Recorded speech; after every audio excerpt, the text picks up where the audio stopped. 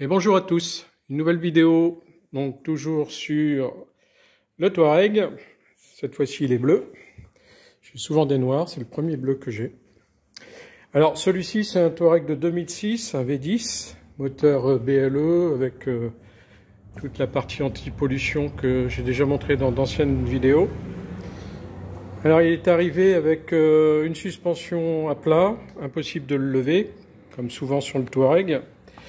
Et puis de nombreux problèmes que j'ai diagnostiqués directement avec VCDS. Bon alors, petite info pratique, je vous montre VCDS. Alors, sur VCDS, on avait beaucoup de problèmes qui étaient référencés. Donc, pas de message du correcteur d'assiette. Donc, correcteur d'assiette, c'est pour lever la voiture sur la suspension. Donc bus de tonnet de transmission et pas de message, donc pas de communication en gros. Pas de communication avec la boîte de vitesse, avec le calculateur de la boîte de vitesse. Donc du coup, le levier de vitesse, il reste en position P. Pour le déverrouiller, il faut démonter la boîte à gants pour appuyer sur le petit déverrouillage d'urgence pour pouvoir bouger le véhicule. Ensuite, pas de communication non plus avec la partie calculateur ABS. Pas de communication avec la partie, toujours une partie de la transmission intégrale. Donc, quand vous avez beaucoup de problèmes comme ça, des défauts d'alimentation, des ruptures de communication, des calculateurs qui ne répondent pas, un certain nombre important de calculateurs qui manquent dans le diagnostic, et c'était le cas ici, il faut vous orienter tout de suite sur un problème électrique. Alors, bien sûr, on va commencer par les choses simples. On vérifie l'ensemble des fusibles et l'état des relais qui sont dans la boîte, donc qui est sous les essuie-glaces, donc le compartiment moteur. Donc ici, on a un certain nombre de fusibles.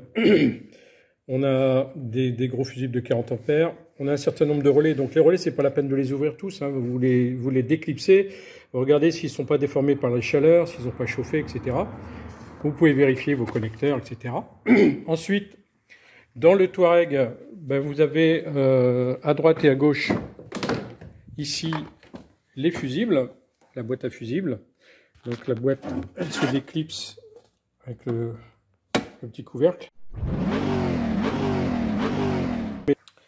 Voilà, donc ici vous vérifiez sur le côté droit quand on est à l'intérieur l'ensemble des fusibles qui sont ici. Ok. Donc avec un Matrix en mode testeur, vous pouvez ne pas débrancher les fusibles. Il suffit directement de vous connecter sur ces fusibles-là, sur la petite borne au-dessus et en dessous que vous voyez sur les fusibles. Au-dessus du 15 et en dessous du 15 par exemple, c'est les contacts. Hein. Donc si vous avez une continuité en touchant directement là, vous n'êtes pas obligé de sortir tous les fusibles. Vous mettez directement vos points de test sur les deux pins et comme ça vous pouvez les contrôler la continuité. Alors sur les 40 c'est pas possible, il faut les sortir. Mais bon, ça va plus vite à faire comme ça que de tout démonter à chaque fois. Donc ici vous voyez qu'on avait dû démonter la boîte à gants, enfin la console centrale, pour pouvoir déverrouiller le levier de vitesse afin de pouvoir bouger le véhicule. Le véhicule est arrivé sur un plateau. Donc il a fallu pouvoir déverrouiller la boîte pour pouvoir le monter et le descendre. Alors le véhicule démarrait et roulait, mais la boîte fonctionnait partiellement. Alors, le problème majeur, donc dans ces circonstances-là, il est ici tout simplement.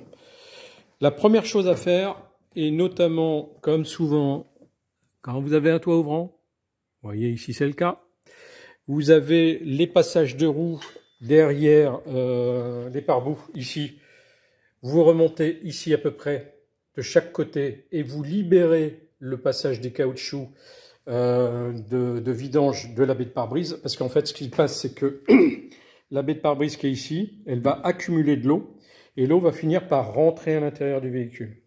Et c'est souvent le cas malheureusement.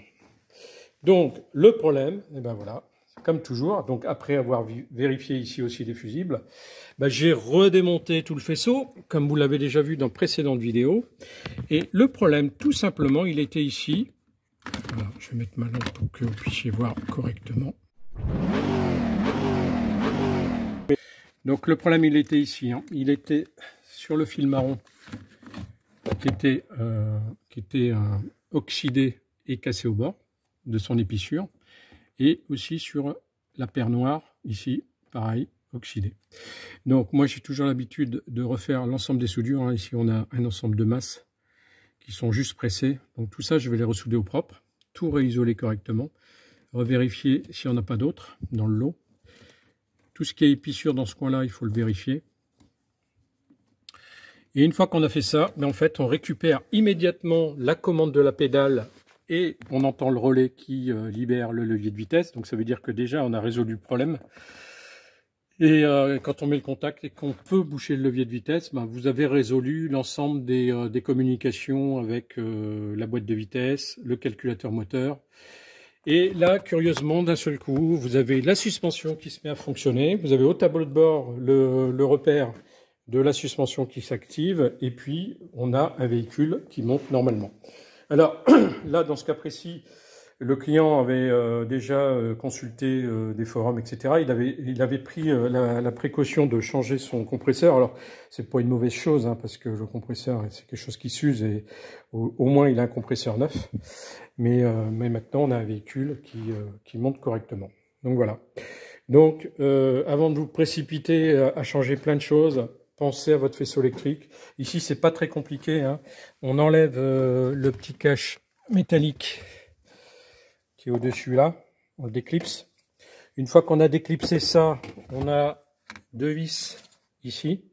Ça, il faut le soulever pour le déclipser. Alors, c'est pas la peine de l'enlever entièrement. On a juste besoin de l'enlever pour pouvoir soulever la moquette. La partie haute, moi je l'enlève entièrement parce que on a ici une partie mousse qui est relativement dure pour l'appui du pied. On replie la mousse. Quand on appuie ici, alors on va mettre un peu de lumière encore une fois, je pense qu'on va le voir. Quand on appuie ici, je ne sais pas si on va le voir, bon, en fait c'est un bibet d'eau hein, comme souvent. Alors c'est moins que d'habitude, voilà, ici vous voyez. Voilà, il y a de l'eau. Donc la moquette est imbibée d'eau comme très souvent. Et puis l'humidité stagne, elle remonte dans les câbles, elle stagne là-dedans. Alors le faisceau ici, il était vachement bien fait, hein, il était bien enveloppé, etc. Mais n'empêche que les soudures elles-mêmes, elles sont très très mal faites. Et voilà le résultat. On se retrouve avec des fils qui cassent tout seuls sous gaine. Hein. J'ai juste enlevé la protection et je me suis retrouvé avec 2 bouts de fil à la main. Donc voilà le problème majeur. Sur 2 petits bouts de fil comme ça, vous perdez l'ABS, vous perdez la boîte de vitesse, vous perdez la commande de la boîte de vitesse, vous ne pouvez plus bouger votre véhicule démarre, vous avez plus de suspension. Enfin, vous voyez, 2 fils comme ça, et on a tous ces problèmes qui s'accumulent. Donc c'est pas grand chose à faire, mais pensez-y, allez vérifier de ce côté-là, ça va vite à démonter. Ça va vite à ouvrir, ça va vite à réparer. Et pour 2 petits fils comme ça, de soudure, vous avez résolu un gros problème sur votre touareg. Donc pensez à vérifier que vos évacuations d'eau sont correctement vidées pour éviter les accumulations. Et vous voyez, ça, en fait, ça finit par rentrer par le caoutchouc de la gaine. La gaine, elle fait gouttière, ça stagne dans les raccords, ça s'oxyde et ça se bouffe à une vitesse grand V. C'est pas des câbles qui sont relativement épais, alors ils ont vite fait de s'oxyder et ils cassent net devant la soudure. Et vous vous retrouvez avec un faisceau qui fonctionne plus, tout simplement. Voilà, donc ici c'est assez simple pour une fois. Maintenant, quand on connaît bien les problèmes, on va directement à la source et on gagne du temps. Donc vous voyez, je ne fais aucune rétention d'informations, je vous donne l'info, les problèmes sont souvent là. Dès que vous avez un scan où vous avez plein de problèmes de communication, plein de problèmes de calculateurs absents qui devraient être scrutés dans CDS ou sur une tablette quelconque, pensez à vérifier votre faisceau électrique à cet endroit-là. Voilà. Et là, vous allez récupérer immédiatement un véhicule fonctionnel. Voilà, c'est tout pour aujourd'hui. À bientôt.